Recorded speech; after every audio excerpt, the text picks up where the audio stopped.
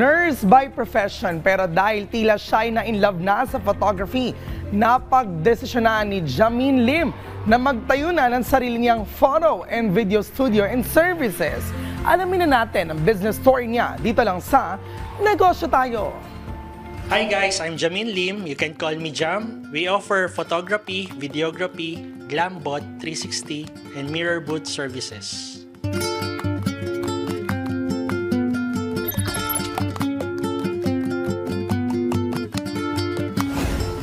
Wala akong background sa photography. I'm a nurse by profession. Then, yan, naging sideline ko yung pagpo-photography. And then, ngayon, full-time photographer na po ako. I started way back 2010. Gusto ko lang magkaroon ng magandang shot yung family ko. So, I started to buy camera pa nun, yung pinaka-basic DSLR camera. Then yan, nag-start lang ako kumuha ng photos ng family ko. Then eventually, nagustuhan ko na. Then, naging negosyo na natin. Since nasa industry na rin kami ng photo-video, may co-partners, sila Mark and Piodi, nag-decide na mag-put up na rin ng sarili naming studio so we can cater yung mga gusto magpa-photoshoot, video shoot, and yung kung magpagawa ng mga anything related sa studio po. Nagulat nun yung mom ko.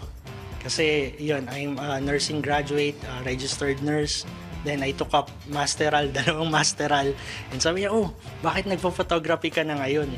Di ba pinag-aral kita ng nursing? Ba't hindi ka mag-apply sa hospital?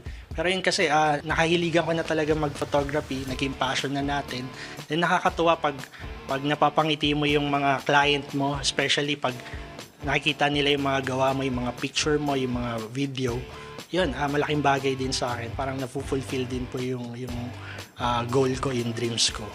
Sabi ko sa wife ko na nag-uusap kami, gusto ko maka-leave rin ng legacy, especially to my team.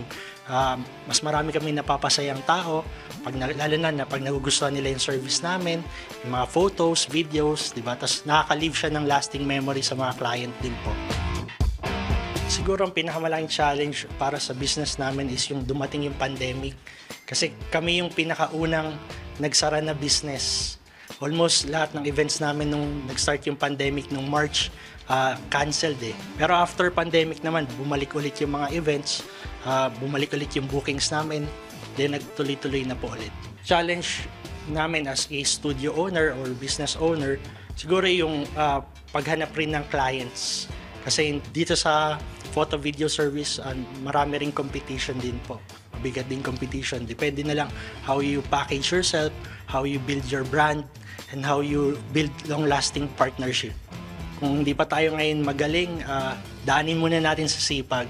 Then eventually, we will develop the skills. Kasi yung attitude, mahirap mabago yan eh.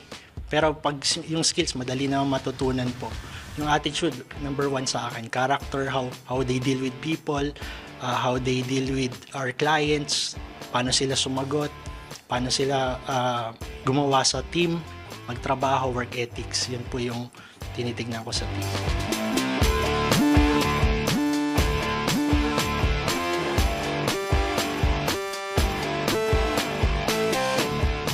Naniniwala ako na bawat negosyo kaya naman pag-aralan. Kaya tara, negosyo tayo.